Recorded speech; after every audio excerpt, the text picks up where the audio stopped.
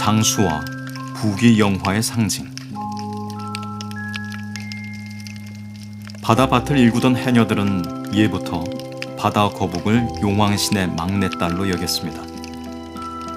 바다북 같은 경우는 우리 그 해녀분들이 물질하다가도 본다 그러더라고. 그러면 이 바다겁은 뭐 용왕님이 보내서 오셨구나 해가지고 조업하다가 풀어라든가 뭐 성게 까져가지고 이렇게 건네주기도 한다 그러더라고요.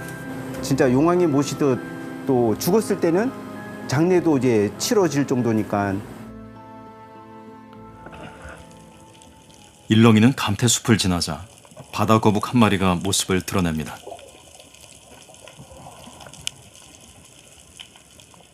자세히 보니 입에 무언가 걸려 있습니다. 낚싯바늘입니다.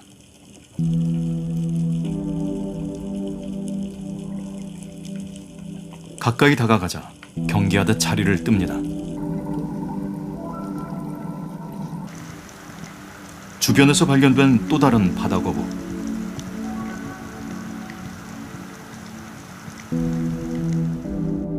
자세히 보니 왼쪽 뒷발이 잘려나갔습니다.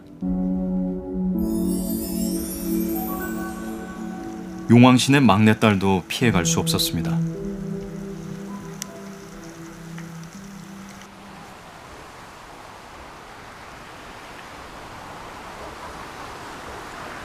제주에서 20년 넘게 바다거북을 연구해온 김병엽 교수. 숨이 끊긴 수백 마리의 바다거북을 목격했습니다.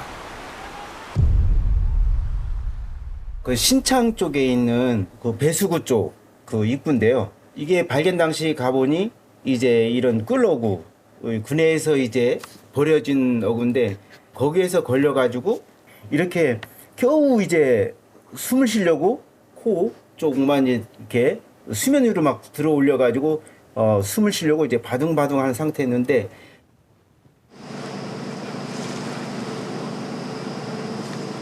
몇 년 전까진 다친 바다거북을 보는 일이 잦았습니다. 그런데 어느 순간부터 숨이 끊긴 개체가 늘기 시작했습니다. 2021년부터 3년 넘게 제주 해상에서 죽은 채 발견된 바다거북은 116마리. 이 가운데 20%가 넘는 27마리의 몸에 폐어구가 달려 있었습니다.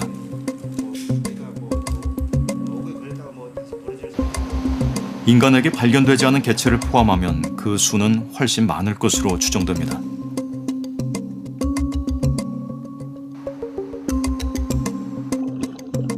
바다거북들이 부호토로 착각하는 거죠.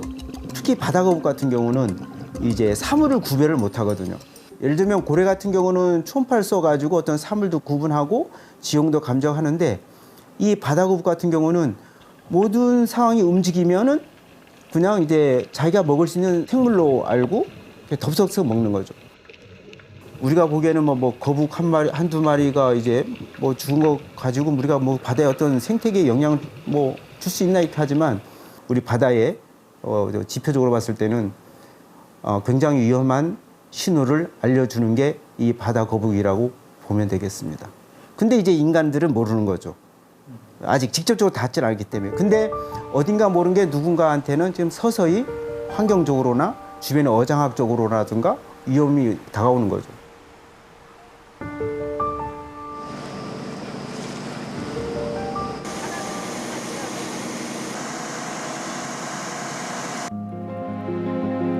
마그마가 바닷물을 만나 폭발해 만들어진 수성 화산체.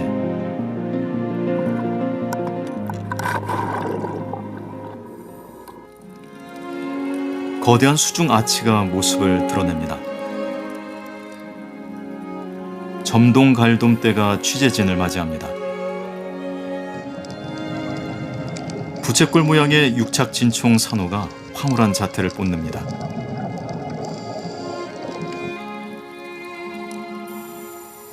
푸른빛 아름다움도 잠시.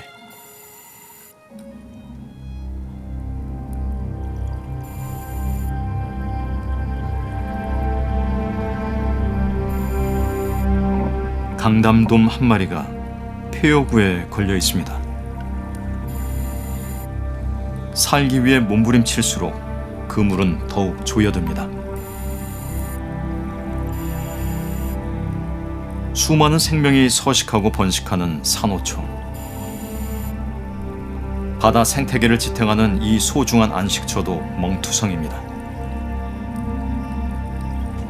수심 17m. 어른 무릎 높이만한 분홍빛 연산호, 가시수지 맨드라미가 두꺼운 낚싯줄에 칭칭 감겼습니다.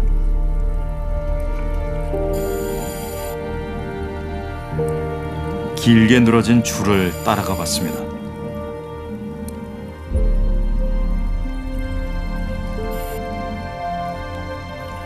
낚싯줄에 걸린 또 다른 수지 맨드라미가 나타납니다. 바닷속 소나무라 불리는 천연기념물 긴가지 해송도 금방이라도 엉겨 붙을 듯합니다.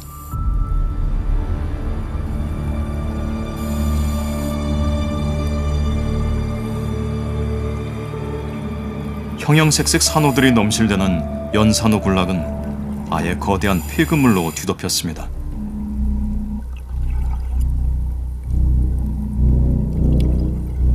어디서부터 손대야 할지 가늠이 안 될 정도입니다.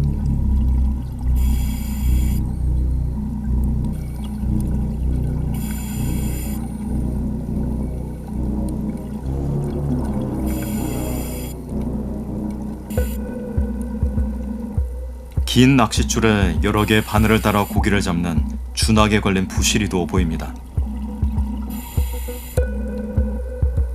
몸부림치는 과정에서 낚싯줄의 연산호가 통째로 뜯겨나갔습니다.